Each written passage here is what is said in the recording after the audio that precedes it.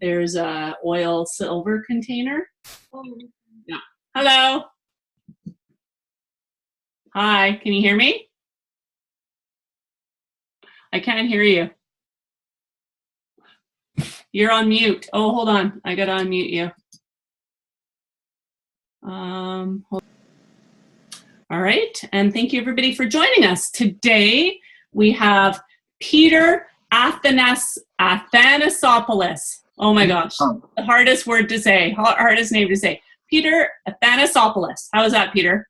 That's excellent, actually. Okay. You've been practicing. Peter is the Senior Manager of Public Policy and Government Relations at Spinal Cord Injury Ontario, if that's still correct. That's right. And today he's going to be we're going to be talking about advocacy. And I'm hoping what we can get out of this is, you know, not only how we can advocate for ourselves in whatever aspect that is, maybe it's our family, our relationships with our care support workers, but also like with government and making systemic change and coming together as a group when we need to for important things like making change. So I'm going to give it to Peter to do a better introduction of himself and what he does. And so take it away, Peter. Thanks, Terry. This is excellent. Thank you so much for inviting me. I'm going to do my best to provide some information, but what I'm mostly interested in is the dialogue at the end. So what I'm going to do is I'm going to give a little bit of an overview of Spinal Cord Injury Ontario's Advocacy Department, which includes public policy and government relations. I'm going to go through some government relations 101, which is kind of applicable to other systemic issues. And then I'm going to open the line for a conversation around relevant things that people want to talk about or issues that people want to bring forward. And we can collectively maybe have a short dialogue around how to address and resolve some of the things that's on your mind. I recognize that Terry brought up a lot of self-advocacy in terms of, and gave some examples. This presentation is more focused on the systemic component of a problem, more so than how do you communicate to an individual who is not meeting your needs. But that's not to say you can't take some of these tools and apply them in other capacities. But that was not the focus, just so I can disclaim of what I'm going to talk today, but it doesn't mean we can't talk about it in the open discussion. Okay, so SCI Ontario. So similar to Spinal Cord Injury BC, we are a non-for-profit organization with the same mission and vision, and we have a role to advocate on behalf of our members and community to address and resolve systemic barriers that are important to our community. We have a department of advocacy, which I manage, and we have two components to our advocacy program. One is we have the development of what we call peer activists. Peer activists are members who have an interest in working with Spinal Cord Injury Ontario to advocate on different priorities of the organization as a whole, where we've done surveys and gained understanding from our membership of some priority areas, and also tools on how peer activists can address issues of their own. So we have a pool of members that be able to do that, and all our peer activists are people with spinal cord injuries. On the flip side of the advocacy program, we have the Ontario Spinal Cord Injury Solutions Alliance. The Ontario SCI Alliance and the Peer Activist Program work hand in hand. Typically, the members of the Ontario SCI Alliance are service providers, healthcare providers, community and service providers, as well as people with spinal cord injuries. But more prominently are actual decision makers in different organizations. So we have 70 organizations, 187 members. They're part of the Alliance. And collectively using the Ontario Alliance, as well as dedicated people with spinal cord injuries who are members, in a coordinated fashion to address areas that are important to our members. That's how, in a nutshell, our organization builds the capacity within the advocacy department. So if you have any questions, I can address those at the end. I'll go through really quickly some slides I put together around government relations. Now, this is specific to how to use government to engage in systemic problems that you currently have. And some examples could be accessible parking, good health care, availability of attendance services. There's a variety of things that we deal with on a day-to-day basis that interrupt our lives into living fully independently. And this presentation hopefully will give you some tips and understanding of how you could address some of those either on your own or with organizations that you are a member of, or things that are passionate to SCI BC, or other organizations like the Rick Hansen Institute or other BC organizations that have a mandate or an interest in addressing and resolving certain barriers. So let's get started. So, sorry, I have to keep up with the delay of the slides. Okay, so what is government relations? It's actually the communication with decision makers to effective outcome. Majority of times when we're connecting with people on a specific issue, majority of times they are not the individual that can actually have the authority to make that change. So when looking at tackling a problem, you have to recognize that it's a process, particularly when it's a systemic issue.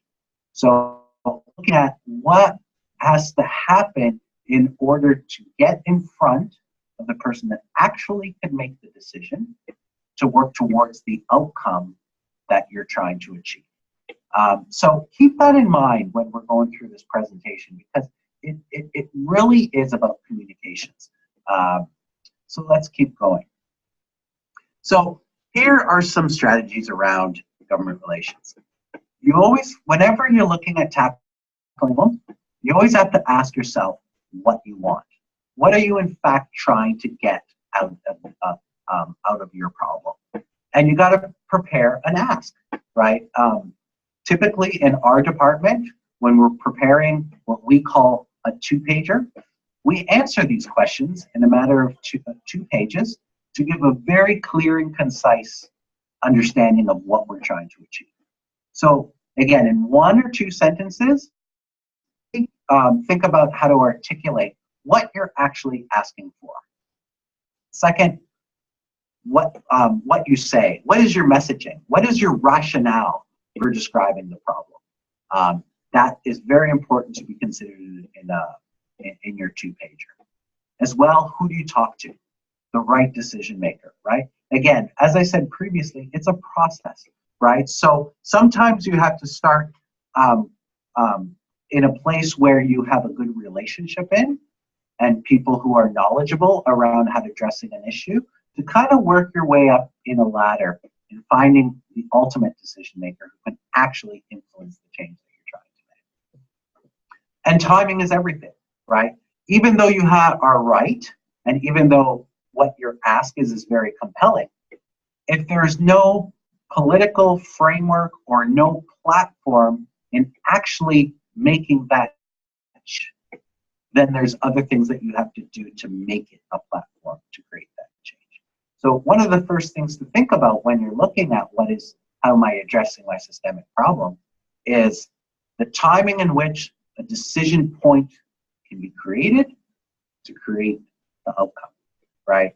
And that could be a variety of things. So for example, it could be a recommendation that's coming out to government. It could be a mandate letter written by a premier or the federal government. It could be on your MLA's website, an understanding of what your individual MLA has actually been elected by their community for, and what their plan is over the next 3 years, and how does your idea fit within their plan. And last but not least is how you say it. You know, talking their language, right? often because disability, even though there's 1.6 million people living with disabilities across, I think that's Ontario, maybe, I don't know what Canada's number is. Don't quote me on numbers because I don't have them in front of you. But regardless, we're a small population, and often government will not have us on our radar, and we have to build that understanding, build that awareness. So those are the things that I typically ask myself or work with a team around in addressing a systemic barrier. So I'm going to talk about 4 components to how to do that within the 2-pager, and things that you can look at and things that you can kind of research on your own in terms of your own government to help you on that path in addressing issues that are important to you. So also at the end of these 4 components, I'll also give some tips and tricks around achieving your objectives and some challenges and the importance of listening in a discussion and addressing an issue. So government activity monitoring, right? Every single provincial government and federal government and municipal government have timelines on how they address certain things, right? So there's things like the campaign platform. So those are the individual websites of all your MLAs on what they're saying they're going to address and achieve. So the first thing you have to ask yourself around your systemic issue is, does it belong to health? Does it belong to community services? Is it a municipal issue? Is it a federal issue? So finding the platform in which it belongs to start your process, right? There's also things like the speech from the throne. Every time there's a new party, each party addresses its legislation on what they're going to be working on over the course of their term. Now, have been very specific around spinal cord injury or very specific around disability, maybe. There could be some things around access and inclusion, because that's a more broader term that supports a more larger group of people. But it's about listening to that speech really carefully and understanding on what the government's going to actually do that day or over the course of 3 years and who's responsible for it. And then start your relationship building that day. And then there's also the budget speech. Every government, every province goes through a pre-budget process. And through that pre-budget process, it provides the opportunity for every citizen and or organization to submit into the Ontario budget what they believe this government should be funding in that fiscal year. And also, it's an opportunity, and I can only speak for Ontario on this, I haven't clarified if it works the same way in BC, but we have something that we call deputations, where not only can you submit a written submission to the budget, you can also do a 3-minute oral presentation. And in our province, it's directly to the Minister of Finance, right? So these are avenues that if you don't do these special activities, then the broader government as a whole doesn't really know you're asking. Then there's ministerial statements. If you go onto your MLL websites, often there are opportunities to be a part of their membership list, their email distribution list, where they're sending you either a policy that they've achieved or a new announcement that they're trying to do.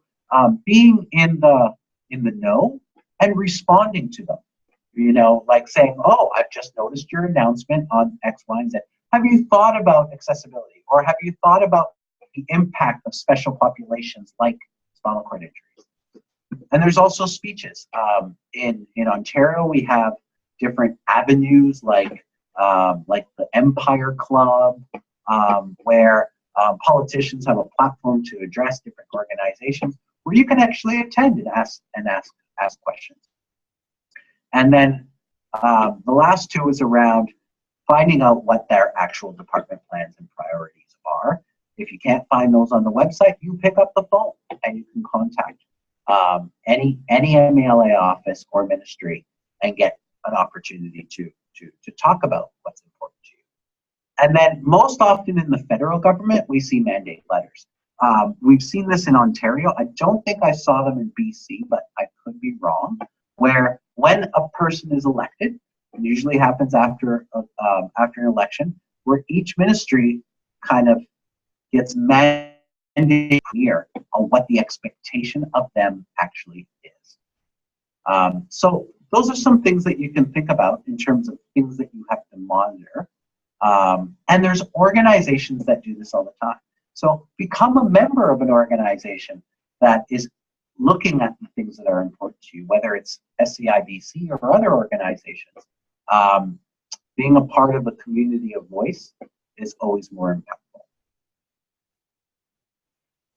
Second is contact programs, right? There are many processes within the provincial, municipal, and federal government which you can tap yourself into, right? There's legislative committees, there's private members' bills, there's ways in which you could use the government process and ask your MLA how to navigate those processes to be able to look at the situation that possibly can be already being addressed, but not being viewed as with a disability or an accessibility lens, because these committees tend to be broader. So we always have something to bring to the table, particularly when it's an access and an inclusion for everyone option. So keep that in mind when you're looking at how your government is functioning and thinking about addressing your MLA, or thinking about how you could tap into having a stronger relationship with some of the members of your government. Communications. This is key to everything. What I typically do in my role is I build ongoing relationships and I keep a log of those relationships. I connect with people either in government or in corporate or as non-for-profit organizations. When I connect with a person, I kind of give myself a little note on what their strengths are, and how in future, as I'm working through things, it gives me an opportunity to look through a list of people that I'm connecting with that I can leverage for what's important to me. Also important to connect with other parts of the government, not just the current government. Critics are your best advocates, right? Minority governments are when the majority of seats in the legislation is not owned by one particular party. I think that's the case right now in BC, where there's a combination of seats, of all the seats that form the government, and there's not one single party that has the ability to create the majority vote to pass a law or policy. In that particular government, you have the opportunity to work with all three parliaments in different ways, because they'll advocate with you and for you to bring something forward. Understanding their position and put your ask in terms of their language, right? So a good example of this is, one of the things that we're working on in Ontario is building better capacity for family physicians to be able to serve people with spinal cord injuries in their own homes. What we noticed in Ontario is accessing a family physician is like a regional lottery, right? You can get good service in one part of the province, you can get lesser service in another side of the province. Best practice is in these certain regions, and in other part of the regions they're lacking, right? So one of the strategies that we're looking at SCI Ontario is how do you build equity in that way, right? So our government just announced this strategy years ago called the Patients First Act. And essentially when you look through the dialogue within that act, it speaks to how do we stop people going to emergency hospital, emerge all the time because that's expensive? How do we stop people from going to hospital? And how can we build those services in people's communities, right? So for us, it's around how do we take that Patients First Act and how it's written in legislation and find ways to fit spinal cord injury within it, right? So then be part of the solution and part of the implementation that they're trying to achieve, as opposed to being an orphan in an act that they've already announced they're going to act on. And you can choose to be either a part of it or not, which means the opportunity is a lot less to be able to achieve the change. There's two types of people within the government. There's the bureaucrats and there's the political staff. The bureaucrats are typically the doers, right? They're not elected officials. They're staff, they're hired, and they're responsible for the implementation of what the political staff are initiating and approved in legislation. The political staff change, right? So a minister is a political staff, a senior policy advisor within the ministry is a political staff. These people change constantly because because the ministries are elected and the staff in which they choose only follow that elected official. So essentially they work for, and you've probably heard these terms, the honorable whoever that is in Ministry of Health or Ministry of Labor or Community and Social Services, right? So those are the two differences, right? In order to make a change, you actually have to make that change through political staff. The bureaucrats are only implementing what the political staff are asking the bureaucrats to do after an approval has happened. So I just wanted to make sure that people understand the differences between those two. And the last thing on this slide in terms of communications is understanding of the financial and legislative cycles, right? Odds are if you have a problem that you're trying to address, there's a price tag to it. So often in your communications, it's really important to articulate the cost benefit or the economic burden or what impact financially your change will create in the healthcare system or the system that you're trying to address. I know there's a lot of information here. I only have a couple slides and we can open up the floor. So at times, there isn't a political platform that you can leverage and you've engaged your MLA and you're not getting where you want to go. There really isn't a fit for what you're trying to achieve, and there's no political wherewithal or influence to actually make a change. In those instances, sometimes you have to bring awareness to an issue that you're trying to work on. And that could be in terms of a letter writing campaign, where you're getting a large group of people to write a letter to the decision maker saying, why isn't this important? And please respond to me on why it's important. There's also petitions to show, hey, government, you're saying that this isn't an issue or this isn't an area of importance, but the whole whack of signatures that we just received are saying that it's more important than you actually think. Can you reevaluate what you're mandating moving forward?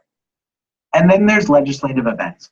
One of the things that we do at SCI Ontario, and our legislation is called Queen's Park, that's why it says Queen's Park Day, is we pick a topic that's really important to our members.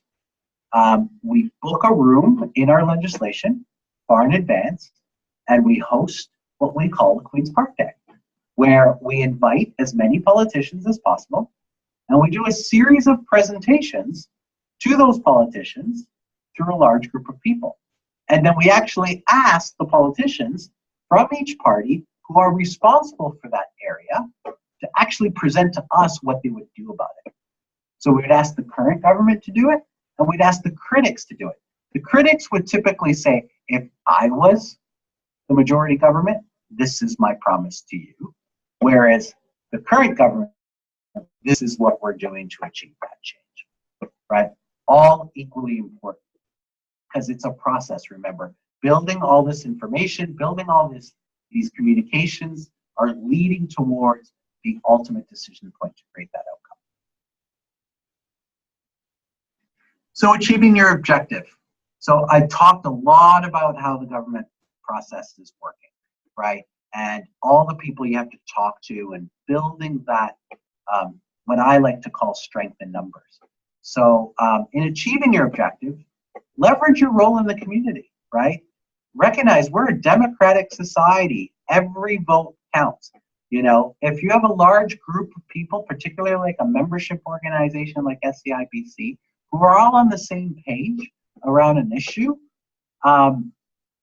utilize that capacity of its membership to help people in influence understand that, you know, if you're not taking my issues seriously and the things that are important to me are not sounding as important to you, why would I vote for you in the next election?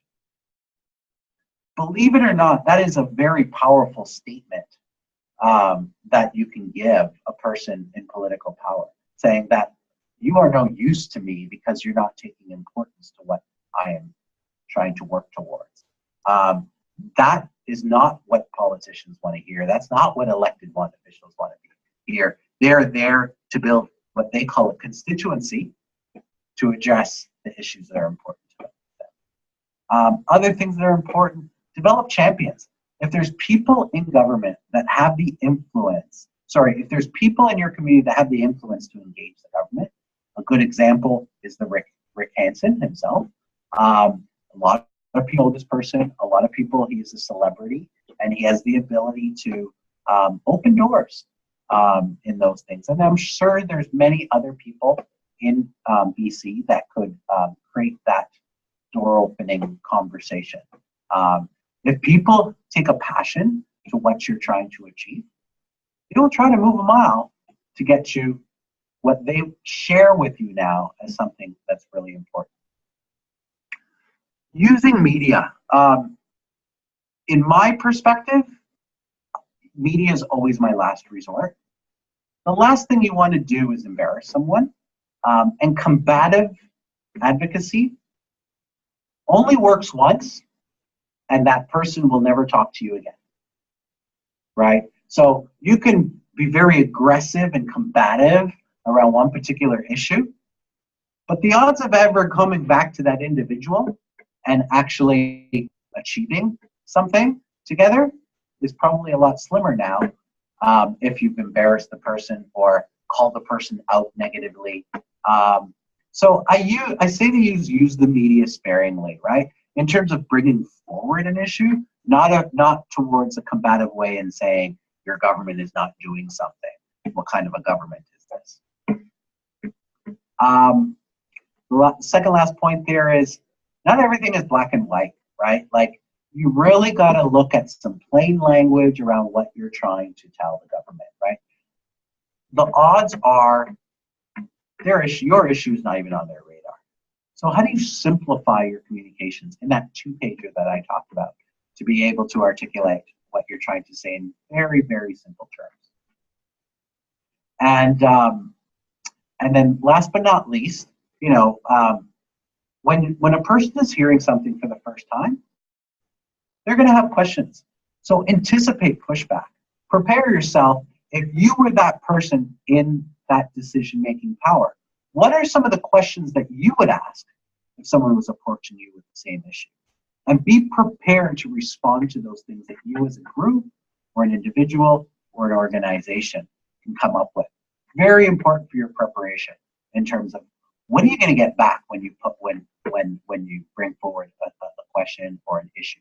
What's the cause and effect towards that conversation?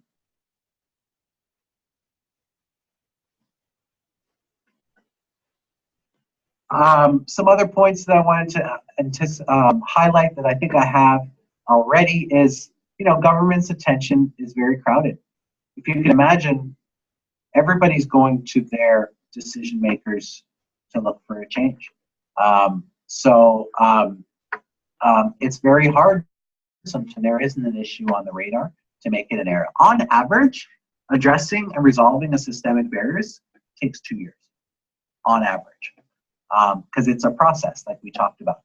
Monitoring those activities, talking to the right people, moving up the chain, gathering a group of people, and continuously, in multiple different ways, demonstrating the importance of what you're bringing forward. I used SCI Ontario's profile here, but this can be applied to any organization that you're working with. Is continuously demonstrating how important those contributions are from that organization. You know, if an individual member can go into their MLA or a ministry and talk about an issue, it's not as powerful to say, you know, I've connected with Spinal Cord Injury Ontario. They're a membership-driven organization. They have a readership of over 10,000 people. They have 16 offices across Ontario, and they share the same opinion as me around this issue. And I've connected with them, and I'd love to follow up with you with SCI Ontario to have a more fulsome discussion on how we can address this area that is impacting my life so vitally. That is way more powerful than an individual saying, what are you going to do about this problem? And having no army. Similar to one of the slides I showed earlier, if you're doing all the heavy lifting yourself, stop. Because it's not going to work. Particularly if there's a big, multiple problem. You have to find the people that have the common issue with you. Again, it's a two-way street. You know, often, you know, we talk about what we want to communicate to the government. It's also educating the officials and conveying and helping them understand so that they can start having a conversation based on the conversation that you had with them to other people. And then cultivating internal and external champions we talked about. MPPs are members of provincial parliament. That's what we use. But I know in BC they're MLAs. And this is really important. Have an understanding of what they have to say. It is a two-way street. Actually listen. Find out what the staffers are telling you around what the political will is. An engagement with the government and government relations is a dialogue. It's not a one-way street. So build that capacity, build those relationships, create the energy and avenue to create change. So how do you predict success? You know, ultimately you want to make the outcome, but somewhere within those 2 years, you have to actually monitor whether you're actually making progress or not. So things that we look at in terms of government relations, in terms of predicting success, is the size of people that actually have a common goal with you, the number of meetings that you can create with political staffers, the number of events that you can consider building to bring awareness around of issues, how many hits on your website around this issue, how many media hits or Facebook social media gatherings, right? Those are all predictors of success because it's all about strength in numbers to create an outcome. And last but not least, we open the floor, is just something that I always tell myself whenever I'm dealing on addressing an issue, is that it's never enough to be right. You have to be right in the right way with the right person at the right time. That's where change actually happens, even though you're right or wrong, right? Being right is not enough because there's many people that are right in various different things. But how do you prioritize what you're trying to achieve with the government to create that outcome at the right way, with the right person, and again, at the right time? So I hope I know this was a lot of dialogue and a lot of information, but I'm going to open it to the floor now, and you know, maybe you've grabbed some little things of what I've had to say, and you want to probe and talk about those things even further, or even pick a topic, and we can hash out some ideas on how you can approach it. So Terry, I leave it to you to unmute everybody and have a discussion. Sounds good. All right, I am going to unmute everyone. There are 10 of us online, so I might have to mute each individual person if there's background noise, or hopefully we're not talking over each other. So let's just give it a go, and hopefully you guys have some questions or comments. Oh, yes, we're going on. Anybody? Should I stop my share? PO? Yeah, Yeah. Is that helpful? We don't have a PO number yet. I'm gonna mute John. So Diane, Maureen, Mike, Rena, Tom, Perry, any comments at all? One quick question, Terry. It's Tom. Hi, Tom. How do I get my video up there for people to see who and where I am? There should be an option down below that says video. Okay, start video. Yeah.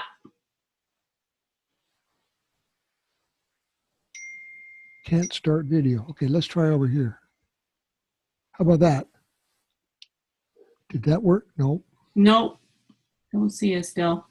There might be an arrow, up arrow, that you can click on that will say select camera. Video, select camera, yeah. Try that. Nothing? I'm a rookie at this, so please. That's okay. No Good worries. news is we can hear you.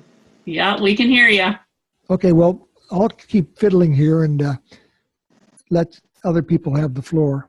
Sounds good. Thank you very much, Peter. It was really thorough, and I'm impressed. Thank you. So maybe I'll start here. I have a couple questions, actually. Great. So one is time limits. So I am assuming that if you're having a meeting with certain officials, you probably have a designated amount of time that you can go in to talk to them. Yes. So one of the things that if you go on SCI Ontario's website and you click on their advocacy section, there's actually a peer activist training program that people could actually use. And it's a very simplified training program, and it actually, it's meant to be extremely not sophisticated, so it's written in a grade 3 level, but the information is applicable to everyone. And it actually tells you how to set up a meeting here, right? Typically, it's about 30 minutes is usually what the government usually gives you, unless you've been around the block a few times and they have already an awareness what you're going to talk about. They usually extend the time, but they usually do things in half-hour increments. So you got to be able to build your case in 30 minutes and invite the people that you want to invite. But the meeting is not as important as the follow-up, right? So it's really important to get what you want to say out of that meeting, but build the continuation of the conversation, right? So make sure in that meeting you say, so here's how I would like to follow up with you. And then you address those areas. And then you send an email saying, thank you for your talk, very enlightening. Here's always paper trail what you talked about, and then talk about next steps. That's typically how I do it. Okay. And then, so how long would you say you would probably do your ask, right? And allow them time to ask questions, and then the follow-up stuff. So how would you break it down? So what I typically do, depending on the situation, but if it's more on a cold environment where I don't really know these people, I just know they're responsible. What I typically do is I go in, and in the first 30 seconds after introductions, I tell the person, this is what I want from you, right? This is what I'm after. And do it in literally one sentence, right? I am here to talk to you today about looking at more resources and attendance services because I'm unable to get the hours I need to be independent. That's why I'm here with you today. And then use your meeting to reinforce all those reasons why. Okay. Yeah. Makes sense. All right, John, I had you muted, by the way, but you're unmuted now if you have any questions. No, not at the top of my head. I kind of got pulled away from my desk a few times, so I missed most of Peter's fantastic presentation, unfortunately. Shocking. John doesn't have a question. That's okay. I have more questions. Would anybody else like to talk about sort of maybe what they're working on in their own communities, or have a question for Peter, or even share your own advocacy experiences? There's a quiet group today. Okay, so my other question, Peter, would be, as you all probably know, Spinal Cord Injury BC doesn't necessarily do advocacy work. Hi, Tom, we can see you now. Oh, good. You got it working. Hey. Hello. Hi. Carry on. All right, so we don't do advocacy work. I don't know about other organizations here that have disabilities, maybe like BCCPD or something, the BC Coalition maybe does advocacy, I'm not sure.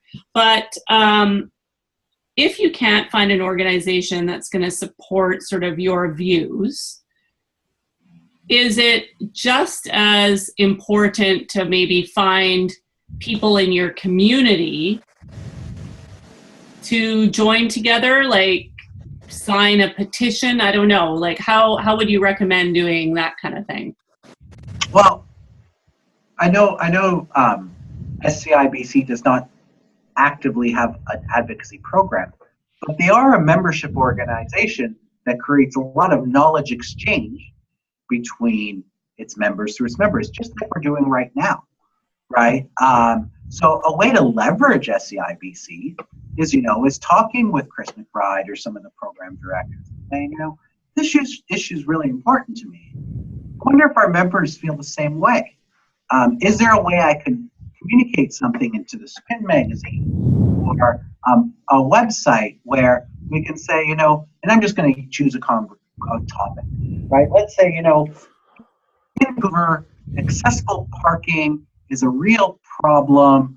A whole whack of people are parking with illegal permits, and I'm always struggling to get a spot, and I'm continuously late, and somebody must be responsible for this. There's something that we can possibly do. SCI BC, if I write something in Spin magazine and ask people to connect with me who have the same issues, would that be appropriate?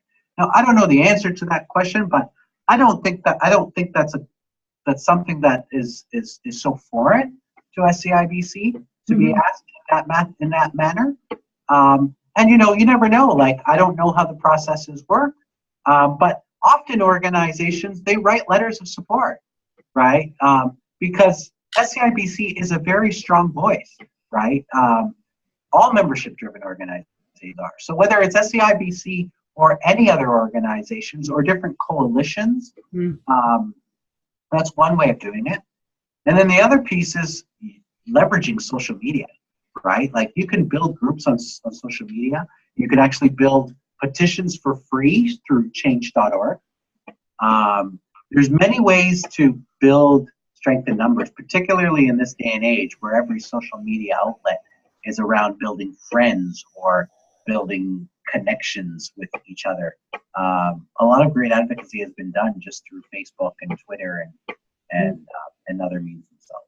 Does that answer your question, Terry? Yeah, that's great. Thank you. Yeah. And then I'm just going to share maybe an example is one that I know of that's happening that has gone to media quite a bit lately is parking. So, and it's parking in condo buildings. So a person with a disability has bought an apartment and is assigned a certain stall. And that stall is not accessible. And the accessible stall is actually owned by a different apartment building and is unwilling to switch. So this has come up a number and it's been in the media, and a lot of people are. So if I don't know if it's a government issue because they're. First of all, everything at some point is a government issue. Okay, yeah. It's somewhere, right? Somebody, if it's anything that the public can access, it fits somewhere. Private's a little sticky, and what you're asking for is something private, right? Right. There is condo laws and regulations. In Ontario, that's a municipal issue. Right? So every city has its own bylaws and procedures on how they manage condo acts, right? So for us, that's where we would address it. And there's two ways of doing these things, right? Recognizing that the long game is legislative change and policy change. The short game is accommodation, right? You know, if you know it's going to take a long time to take this change and you know you're going to encounter this barrier, you know, build the relationship within your condo. You know, build the relationship within your neighbors. Show up to the condo residents meetings and say, I recognize that there's a law that doesn't allow us to do any flipping or switching, but this is a real problem for me and it's impacting my independence. We individually, as a condo residents, can we look at a different accommodation specifically? Now, you're not solving the entire problem, but you're solving your problem, right? So there's two ways of looking at it. Yeah. Okay. Thanks. Anybody, please just feel free to, like, you know, make any comments along the way or bring anything up, but I'll just keep going. So another question for you, Peter, is why, I don't know if it's the same in Ontario or if you've managed to change the word or the meaning, but it seems like here in BC, advocacy is almost like a scary word. Like, it almost seems aggressive, like when people talk about advocacy. Even in Ontario, I don't use the word advocacy. Okay. I don't, because there's laws and regulations around that word. There's CRA, policies around that, and there's lobbyist rules around advocacy. And if you're a non-for-profit organization, or if you're a membership organization, you're sharing knowledge, information, and creating a dialogue, as we talked about, to look at ways in which we can best impact society. It's not advocacy. It can be termed as advocacy, but really what you're doing is addressing barriers, right? So I typically spell it out. I don't say, I'm an advocacy group and I'm here to talk to you about this. It just sounds like too chest flexing for me. Like I'm going in there saying, I want something and I'm going to get it from you. I don't know where that's working where, right? Unless you're a multi-million-dollar pharmaceutical company that will stop every drug going into the healthcare system unless I'm listened to, you wouldn't go about it that way. Right. So terminology is always an issue, right? Yeah. And again, it's all about communication and building relationships, right? So think about how you would build relationships in your own lives and apply them into building relationships to addressing issues. It works the same way.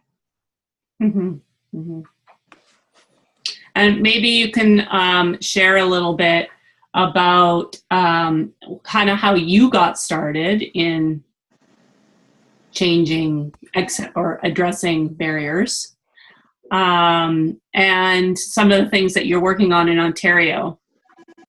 Excellent. Okay. So I've been working with Spinal Cord Injury Ontario for 15 years.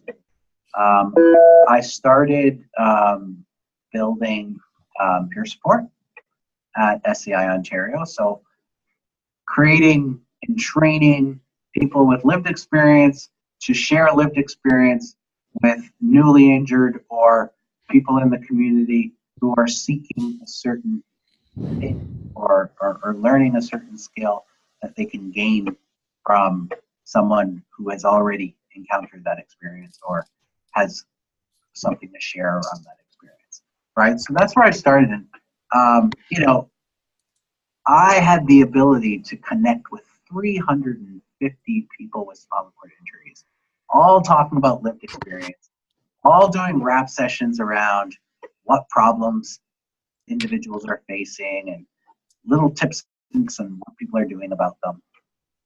So I did that for the first 5 years of my career. And then I started getting into more network development, right? Like, so how do we build coalitions? How do we build groups of people to addressing things?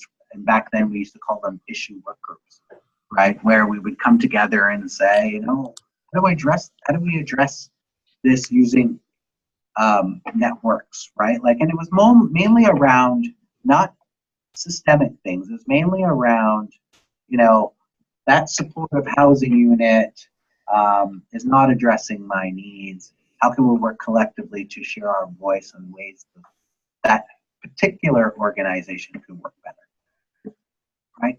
So I did that for a while, and I really got a thirst for advocacy, right? And I really got an understanding about it, whereas I was in the position where I thought advocacy was really around that whole combative approach, building a campaign of some sort of where you're giving people an ultimatum of some sort and a consequence of some sort.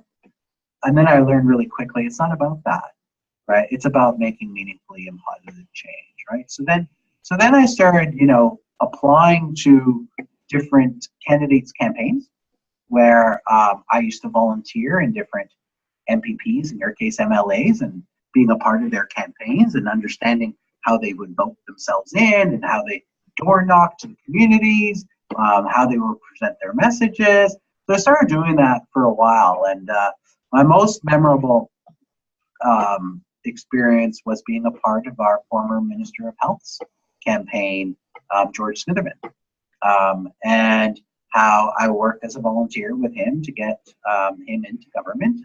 And at that time, you know, I was doing this as a volunteer, so I had the ability to be partisan, whereas most not-for-profits are non-partisan, right? So that's a very good distinction, right? So like when you're part of an organization, you can't choose the party that you enjoy. You have to be objective, right? You have to work with everyone. But as an individual citizen, you have the choice to choose which party you want to vote for. We all vote on election day on one party, not three or four or five. So I really gained a good understanding of what our former Ministry of Health had to do to get elected. And I started liking it. And I built a good relationship with that minister while he was in the minister, to the point where the time when he was in power, we actually expanded our program by over $1 million by just having that dialogue and respect and trust at the time.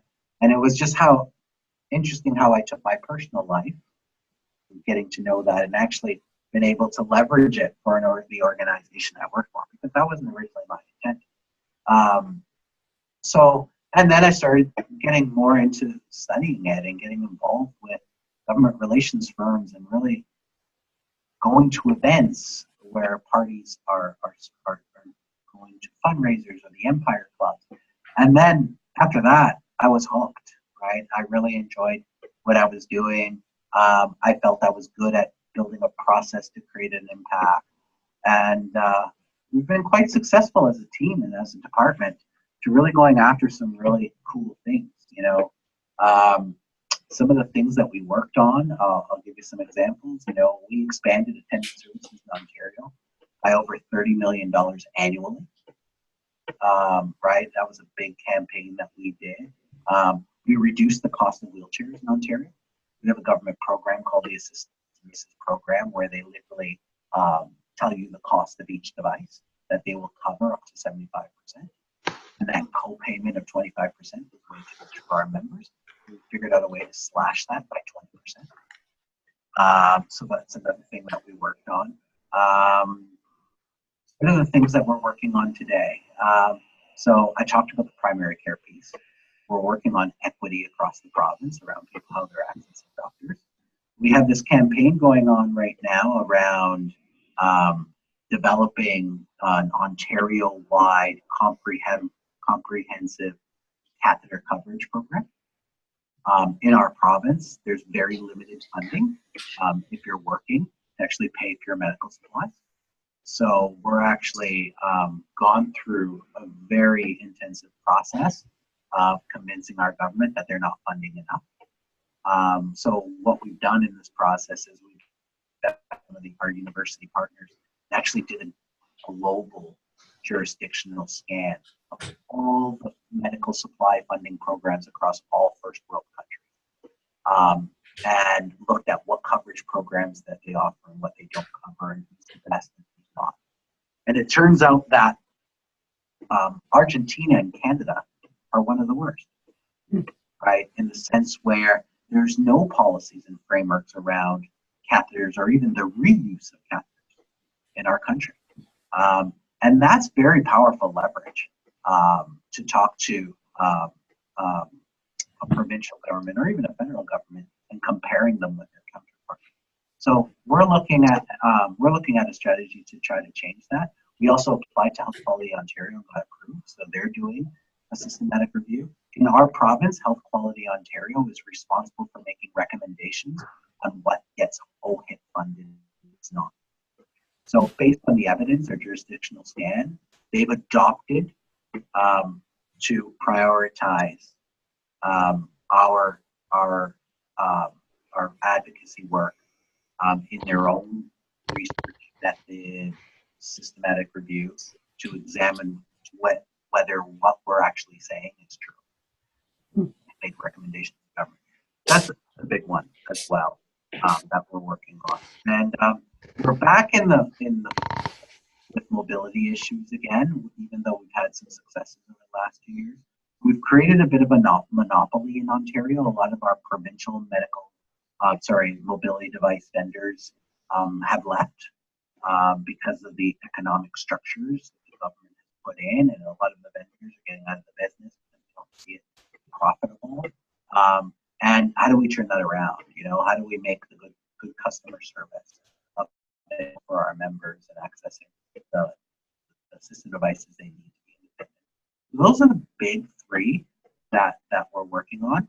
And then what we're also working on is a big component of advocacy is putting research into practice, right? Taking a good piece of evidence-based knowledge that has gone through the scientific rigor of proving fact and taking that scientific rigor and that science and putting it in a program and service that's meaningful as a best practice, right? So one of the things in partnership with the Rick Hansen Institute and the Ontario Neurotrauma Foundation is to look at what research we've done in 4 different areas, and it's around pain, pressure sores, access to primary care, and bladder management.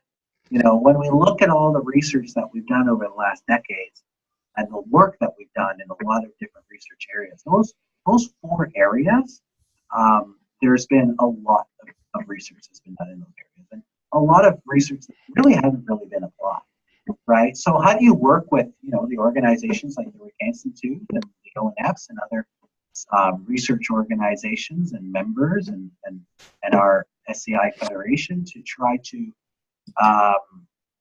bring attention to those issues and get the Ministry of Health to resource them more effectively. So those are the things that we're working on. Sorry, that was a very long answer. That's okay. No, that's good. No, that was great. Do you have to deal with, well, obviously we all have to deal with the changes in government, and how do you know, you have an issue, the current government has said, yes, okay, and then if, you know, maybe even it's a couple of years in our case, changes happen, and then what? So again, I talked about earlier in my presentation around monitoring, right?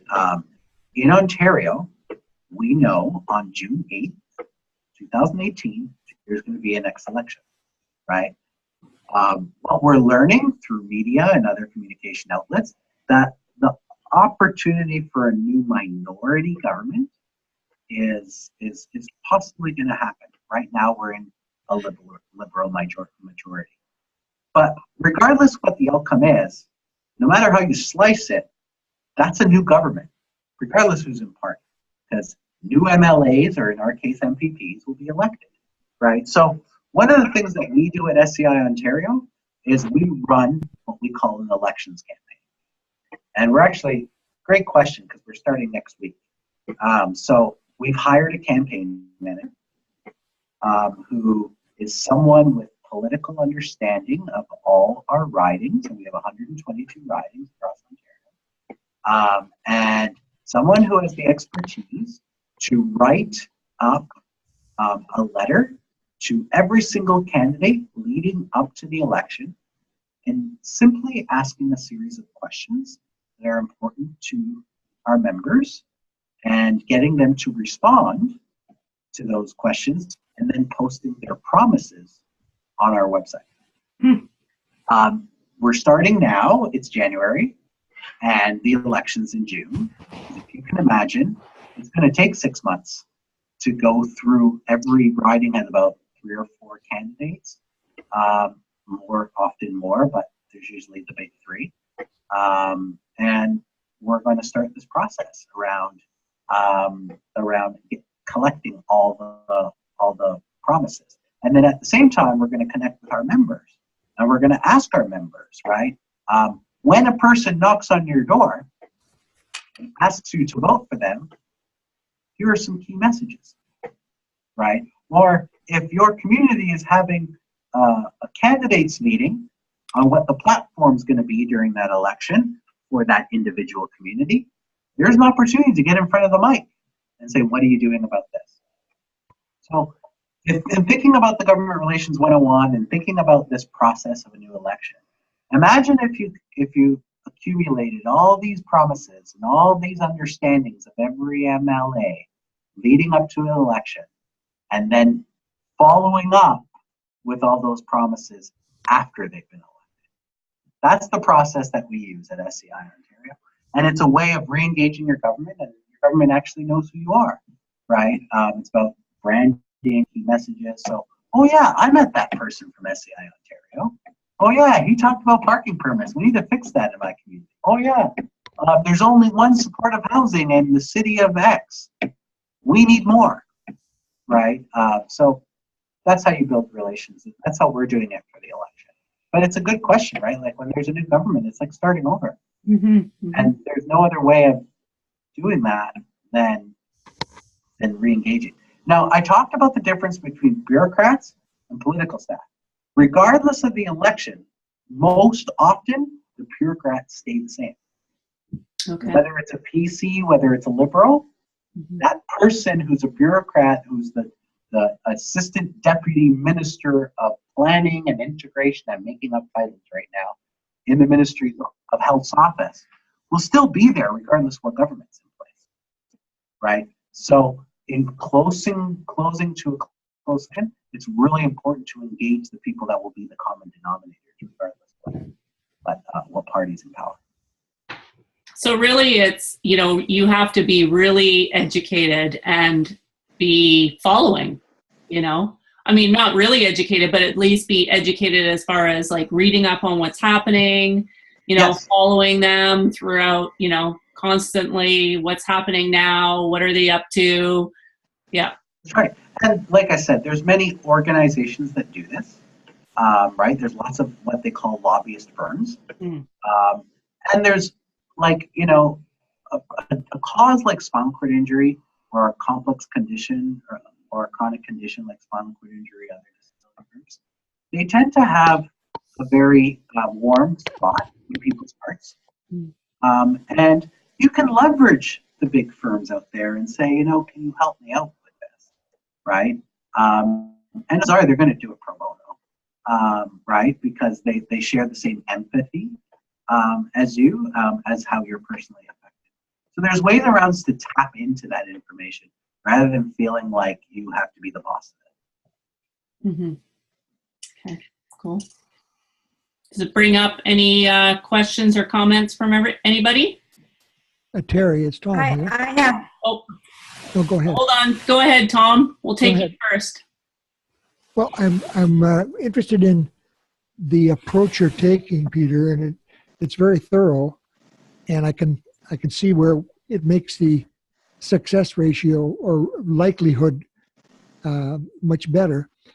You raised 2 or 3 items which are a federal jurisdiction, and I wonder what we can do as a national group and how we integrate our joint efforts in terms of lobbying, particularly things like the medical supply costs. Yes. There is a tax deduction for medical expenses. That's right. As far as I know, it hasn't been changed since the 1950s, Yes. and doesn't cover very much unless you're working. And even if you're working, it's a very small percentage. Mm-hmm. The other federal issue that you touched on briefly was the housing. And many housing cooperatives are coming of age, and their contracts will be ending in the next few years. And I've lived in co-ops for 35 or 40 years and found them very accessible and affordable and a good mix of families and older people. We can't afford as an agency, SCI, to lose that resource. And in these days of super expensive housing in Toronto and Vancouver, they're really vital to Yes. help people who are struggling. So has any work been done nationally on these kind of things? Okay, so I'll address the medical supplies first and then the housing second. So even though there's a tax benefit federally for medical supplies, funding for medical supplies actually is provincial, Mm-hmm. right? So it's not a federal problem, it's actually a provincial problem. Every province has their own coverage program, Right. on medical supplies. In Ontario, and I can send you guys this report, Terry, we've done the jurisdictional scan on medical supplies, so I can send that to share with you. It's also on our website. So in Canada, Saskatchewan actually has the best program. They 100% fund medical supplies for all their residents. And the reason why they can do that is because they're a smaller province and less population, and the cost of paying for it is way cheaper than the secondary complications that are created by not giving people the tools to be healthy and independent, right? That is the argument that we use around medical supplies. When people are not able to go to the bathroom properly because they don't have the devices that they need to assist them, there's a lot of evidence around the cascading effects of secondary complications when not doing things properly. So that's the method that we've been taking, like I described earlier. But I don't think you're going to get anywhere from a federal level around medical supplies. There is an organization called the March of Dimes. I'm sure you've all heard of them. They seconded Age Well, which is a program within the University of Toronto to look at recommendations for assistive devices as well as medical devices. And if you read that report, a lot of people talk about creating medical supplies as a human right, as opposed to a medical supply, right? Because if you make it a human right, it is an expectation, right, that these things should be funded. So the approach that I know the March of Dimes are taking, and some of the work that we're trying to do, is change the conversation around medical supply to human rights, right? So that's some of the things that we're working on. You're more than welcome to tap into what March of Dimes is doing. Terry, I could connect back with a link with what they're working on for the group. So that's the medical supply thing. So it's a matter of I know what's his name? Andre Krosikoff from ICORD is looking at medical supplies, more specifically around catheters. And he has a working group around articulating the need for more coverage in catheters specifically. And he built this as part of what we were doing in Ontario. In your province, you can connect with ICORD, specifically Andre Krosikoff, who was doing work in this area.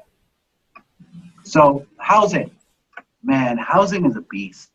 It is probably the most toughest thing to conquer because even though it's federally funded, the dollars actually is a transfer payment provincially and then a transfer payment municipally, right? So it is one of those areas where you're actually dealing with 3 levels of government, right? And we are not leading anything in housing for the sole reason because it is an expensive resource for us to be able to do really well and successfully because it involves so much to be involved in. But there's organizations that are doing this. So we internally made a decision that we don't want to lead anything with housing. There's a lot of big organizations that are looking at what are opportunities in housing, and we've chose to link and partner with them as opposed to doing something that we're leading and bringing on people. There's a non-for-profit housing association. That's one organization that is doing some great work. There's nonprofit association. Oh man, I will get the right acronym, but there's another organization that's looking at housing as well. But the good correlation that we're trying to build around housing is that everybody in their lifetime, we're saying will eventually have a disability and will need some kind of an accommodation of housing at one point in their lifetime. And we all know of the tsunami of seniors that is expected to occur across Canada as people across the country are aging. And the government really needs to get its head around what they're going to do with that. And what we're hoping for is to join the conversation with seniors because they're a larger population and create some accessibility within housing that we already know is going to be a problem with seniors. That's my kind of advice. So there's a couple of organizations there, and again, I'll connect back with Terry and give those resources to you for your consideration. Maureen or Diane, I think one of you had. I think I heard your voice. I don't know if Diane did, but I did have a quick question. And I wanted to comment that I feel that human rights should be in right up there with medical supplies, where it comes to being able to use your body functions properly.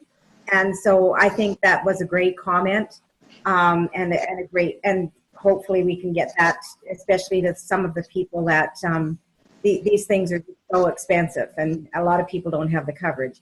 But my question was, it's more, I go to a doctor whose office isn't very accessible from a wheelchair, and it's a doctor's office, and I just don't know. I'm not sure. I've talked to the doctor. I've talked to the doctor who owns the building. Yes. And the only comment they have is, call ahead and somebody will meet you at the door.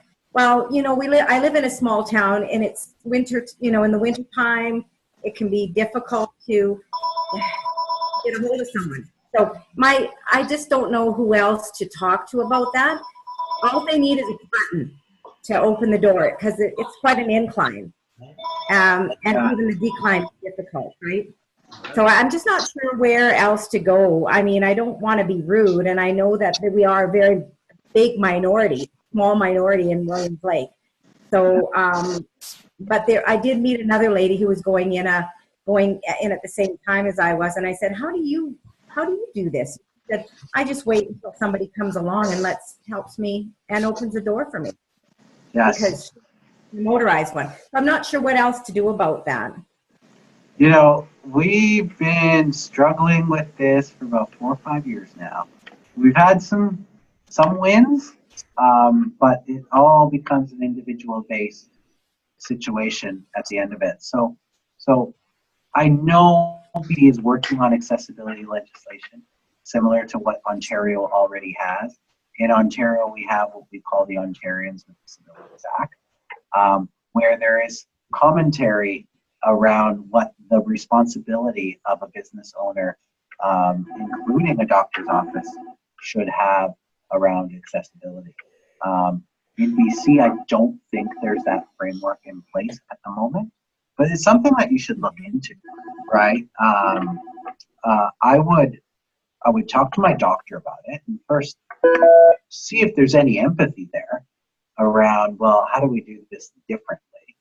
I have a lot of our members and clients that have built relations with their doctors where the doctor actually comes to your home and there's a conversation ahead of time on what that procedures or what needs to happen, and they set things up that way. I've had other situations where, you know, we build video conferencing where you can do some of the things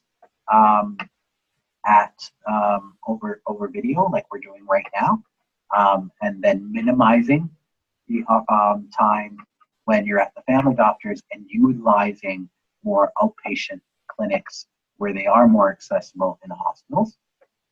So doing the combination of three. Until there is an actual piece of legislation in BC that mandates accessibility in examining rooms, you're always going to have a challenge.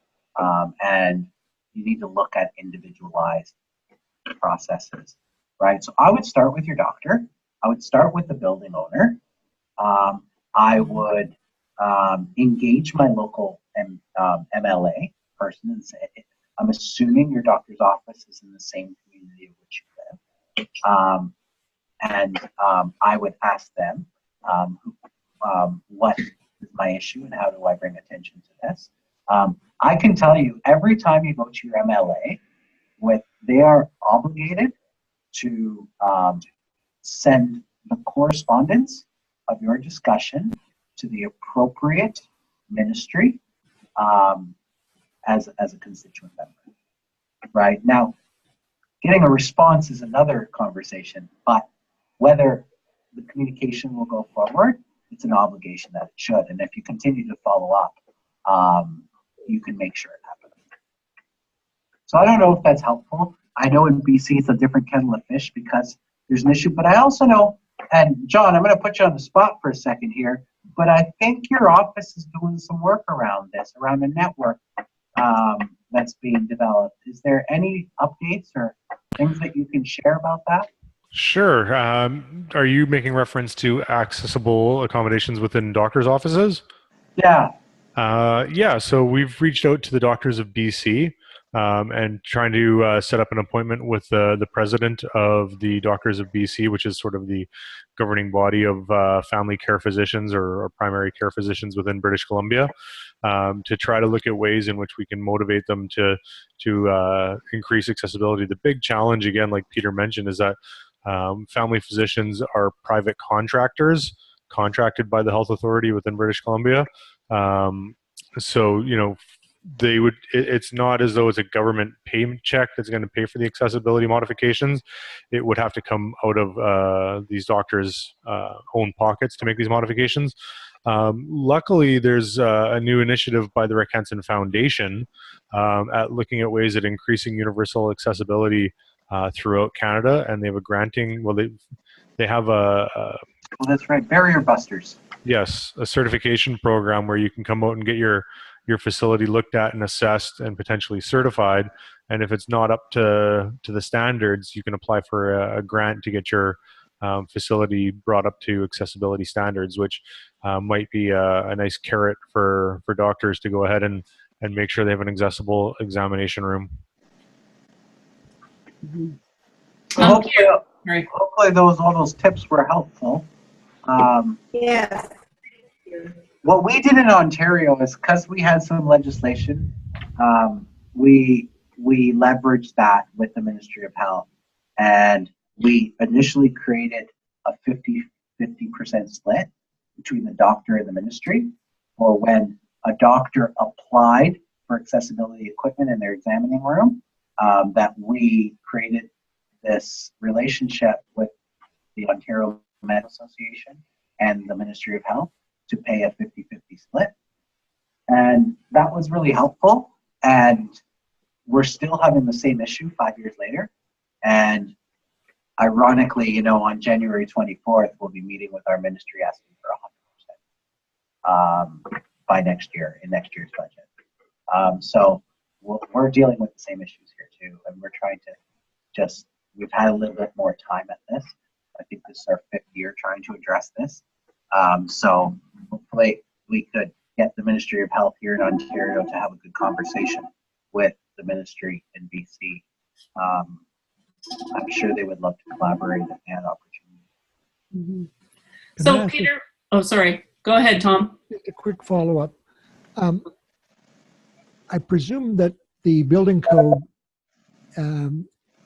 requires accessibility to the physical space in the office. And I'm aware of quite a few people who have had trouble transferring onto the examination table because none of them are as usable as what you'd find in a rehab center or an x-ray room. Are you also looking at that? Yes. So what we've done, and we've done all this paperwork, so we can share it, whoever's interested, is we're looking at high-low examining tables, Yep. wheelchair scales, and ceiling lifts. Super. Those were the 3 things that we were asking to be funded at 50%, and now we're asking to be funded at 100%. Thank you. So Peter, question, when you are going to your local, let's say, doctor's office, right? And you want to set up a meeting, so let's say Maureen's going to go and meet with the owner and her doctor or whatever. Is it good to be prepared with, this is how much a door opener will cost, right? Yes. So this is all the information that you need to know about putting a door opener in. And then perhaps even getting finding a community organization, not even an organization, but maybe a business that can like funds, or like you said, doing a 50-50 split with somebody, or, you know, like just going to your local community, like your grocery store or something. Hey, would you be willing to put in like 5% of the funds, or, you know, to help out with this community issue? That's what I mean by individualized solutions, right? Right. Like, start the conversation, right? And see where the appetite will take them, right? Like, just say, you know, can we look at something where we are accessible? Would you be open to it? Can I leverage organizations like RHI, RHF, SCI BC to help us with this individual problem, right? Would you be open to that, right? And if you get the yes, you know, then you start building the case, right? Because I can tell you right now, in terms of like what a RAM costs and stuff like that, in terms of accessibility audits and certification, RHF probably has already done all that work and has it available. Anything around examining rooms, the costs of the high-low tables and stuff like that, we've already done that work, so you don't have to do it again. And those are federal, right? Businesses, those are national businesses, so the price wouldn't change, right? So I think starting with the conversation, seeking where the appetite takes you, and then working with your provincial and national and counterpart province organizations, getting the information you need to be successful. Okay, that sounds great. Anyone else? That one also fell. I have one more thing. So I think one more thing. I don't know. There's always stuff that comes to me. So I just want to just time check here. When are we going till? we usually go till 2:30, but we might end up soon. I can make this the last question. Are you okay? Or It's 5 o'clock here, and I okay. do gotta go. Okay. Can I ask one last question? Yeah, of course. Okay. Do you guys have any government officials that have lived experience as well, or have disabilities themselves that you find that are maybe more helpful? Yes, I forgot to mention that because BC has many MLAs too, at least I think 3. Not anymore though, but well, they're critics. yes. So they're still in the government. They were still voted in, right? They're still responsible for that riding, regardless whether it's the government in power or not, which still has influence, right? Yeah. That's a perfect person to engage with, to helping you navigate who you need to speak to, because there's processes for the government in power, but there's also processes for critics, right? So one of the things that minority governments tend to do and public citizens tend to do around issues that are trying to get the attention of the current government is doing what they call private members bills, right? I don't know how the process is working in BC, but in Ontario, you can get an MLA, in our case an MPP, to put a position forward for a vote in the legislation around looking at a particular topic.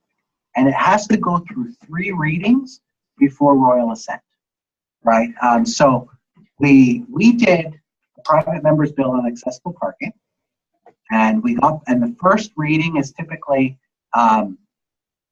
presenting the information, and you don't present it, the actual MLA has to present it, and has to get an approval at the current legislature to go to second reading, right, through its legislative constituents. Once that approves, it goes through second reading. If you pass second reading in Ontario, they take it to committee, right? And what the committee does is actually do like what I talked about earlier around a systematic review, to looking at what's available, what does the research say, what is any analytical information that we can pull together as a committee to look at what this actual problem is. And then committee actually makes a recommendation, and actually then goes through public vote, right, and deputation before it then enters third reading, which is royal assent to make it law, right? So there is that whole non-majority government process that you can access. I will warn you, private members' bills are the hardest things to achieve, right? And they take time. We went through 2 private members' bills already on the same topic, and we haven't achieved that. But it's a good way of bringing awareness and exposure to an issue. Okay. Awesome. All right. Well, thank you so much, Peter. If anybody has any questions, please just send me an email and I can forward it on to Peter. And thank you, Peter. It's the end of your day. I really appreciate it. You're a wealth of information. So. And can I work with you, Terry? I've written some notes on some of the follow-ups that I've promised, but Please. I just don't want to miss anything, and I'm more than happy to send a communication back to your group. That would be great because, I do put a newsletter out, to the people who couldn't make it. And obviously this is recorded as well, so they'll get that. But yeah, any resources that you have that you can send over that I can share would be fantastic. Great. Thank you, Peter. Have a great day, everyone. Thanks, Peter. Thank you. Yeah. Thank you. Bye. Bye, everybody. Thank you so much for coming. And if there's anything else, please just let me know. Thanks, Terry. Yeah. Thanks, Terry. Thank you. Bye. Terry, Yeah, Lori. you got my email. Yes. Now, I had something interesting come up. Actually, I had 2 things Okay. come up. Okay. First of all, I've been invited to Co-op Radio to talk. That'll be next month. Cool. Second thing, I sent the same email to BC Human Rights Tribunal. I just wanted to get their attention. Didn't want to do anything about it. Okay. Just wanted to get their attention. Yeah. They write back telling me that this isn't a human rights violation. I thought about that for a couple of days, Mm-hmm. and I thought, I wrote him back after doing some research, and they said, well, yes, this is, because there's 2.7 doctors available to every 1,000 PCers. And out of those, that's 48 people with disabilities. Mm-hmm. I said, so when you look at it, it actually is a human rights issue. Mm-hmm. Because how, first of all, you've got those 48 people competing with 1,000 to see 2.7 doctors. That's an issue. Yeah. Well, maybe you can share with everybody else sort of what happened with your experience so that they know too, right? Sorry, shut up. Okay, on December 20th, I went to Courtney with my son for Christmas to see my other son. I get to Greyhound. Now, I had to buy the ticket online, but I was told that because I didn't have a travel card, I could not get the companion fare. So I had to pay $44 for one way for my son and I. I was not happy. Then I get to BC Ferries. And I'm already told ahead of time, without the travel card, I'm going to have to pay full fare. But I'm told that it's at the discretion of the representative that I see if they'll give me a discount. So I get to BC Ferries. I'm charged $37 one way for my son and I. I'm like, look at me. I have cerebral palsy. I have ataxia. And I have a trach. Don't you think that's enough proof? No, we have to have the travel card.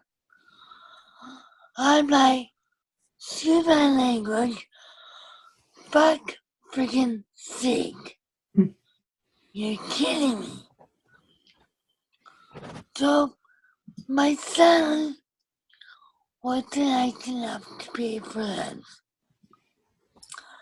That was my Christmas present. Hmm.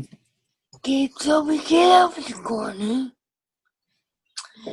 and I was originally planning to come back December 2nd. Because I had a couple of things, like party and doctor's appointments. But I had to stay until Tuesday. Because Greyhound and BC Ferries were not willing to give me a break. One person I talked to said if I showed even my PW check, I could get a break. No, they weren't going to give me a break. So we come back on the 5th, and same rigmarole. And then my second issue, we get to Granville, Georgia, and I'm tired. I brought luggage, I've been traveling all day, and I'm tired. Well, my son and I get dropped off. Get off the bus, walk over to Granville, Georgia, and we're told by somebody the buses stop running after 9 o'clock. And I'm like, you're kidding me. So he still says we have to walk over to Seymour. It's only a block and a bit. But again, when you're disabled, got luggage, and you're walking with a walker, because you can't get a scooter on the bus, that extra block and a half is like torture. So I said to my son, you know what? We'll go to Starbucks. I'll get a coffee. Maybe that'll give me some energy to walk that block and a half. Well, we got our coffee and we walked over to the bus stop. That was torture. I had to stop every couple of steps because I was just so tired. We get on the bus and we get off at the bus stop from my co-op. And I said to my son, I can't walk that step. This is just too much.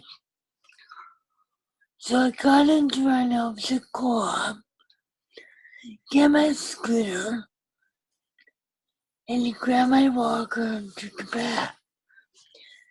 Came back with my scooter and they got home. And I thought, no, this isn't right. Something's got to change. So I wrote Oregon, I wrote Simpson, I wrote, forgot her name, Carol James, Adrian Dix, and Sam Sullivan,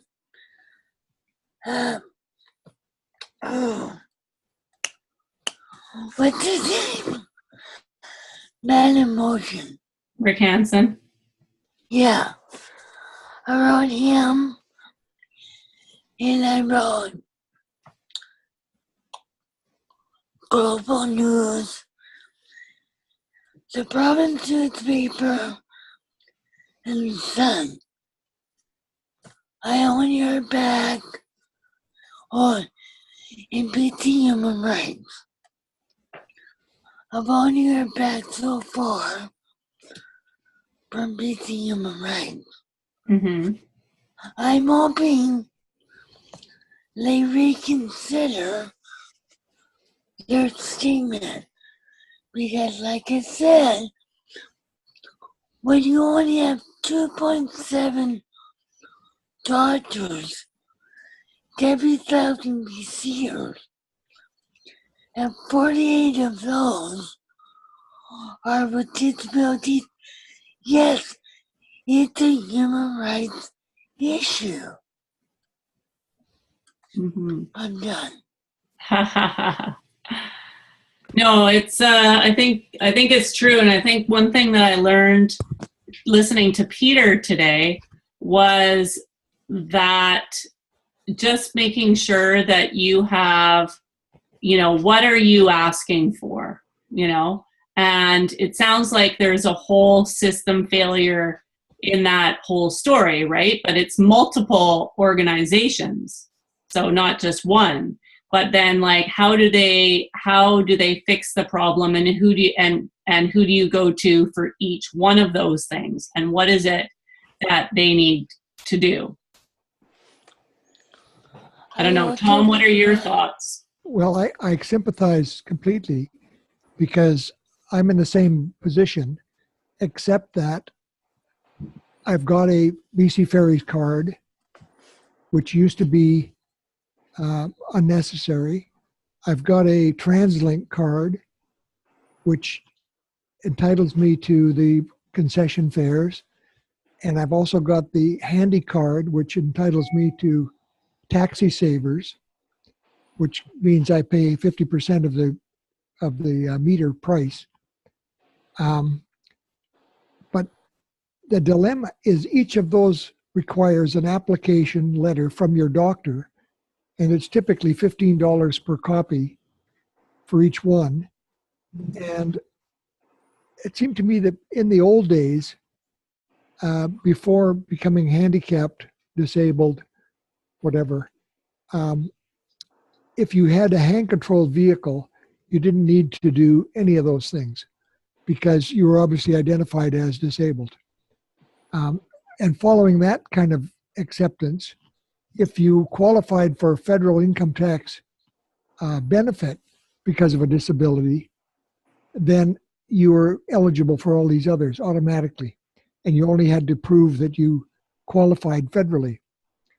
So it's a real mixture because you've got federal, provincial, crown corporations in British Columbia, private companies like the taxis, and we need some kind of ID that maybe, I don't know, maybe it's a tattoo, who knows?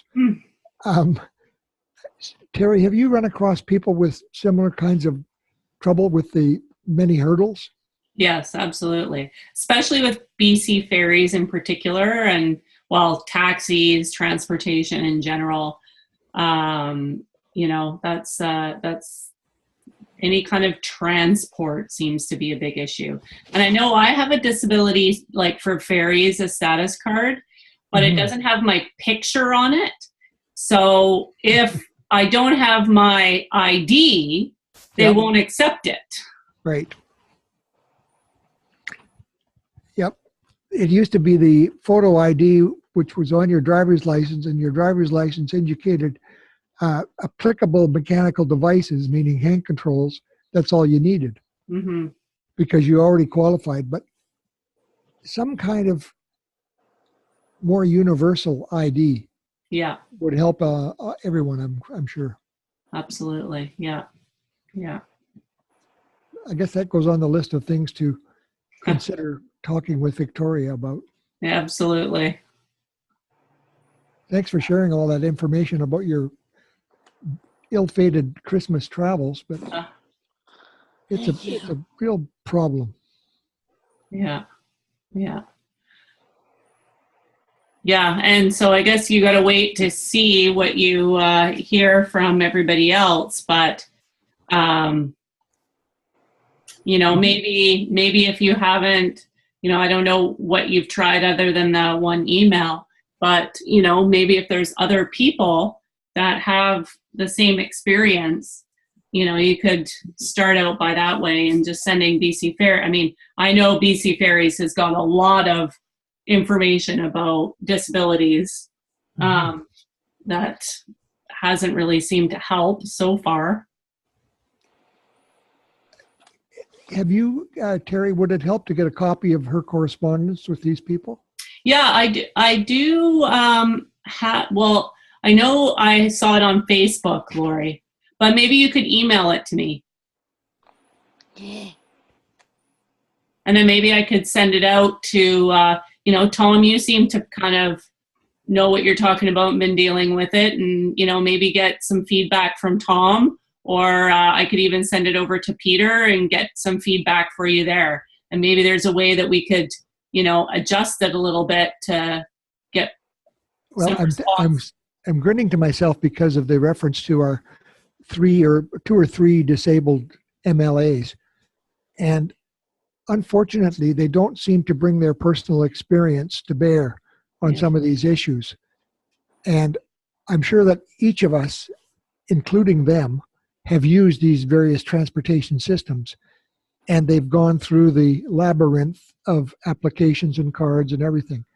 And hopefully we could get a sympathetic ear or three or four and get some action on streamlining the process. I like it. Yeah. I like it. Well, someplace to start.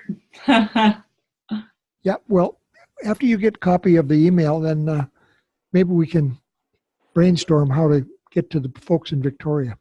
That sounds good. How does that sound to you, Lori? Great. Awesome.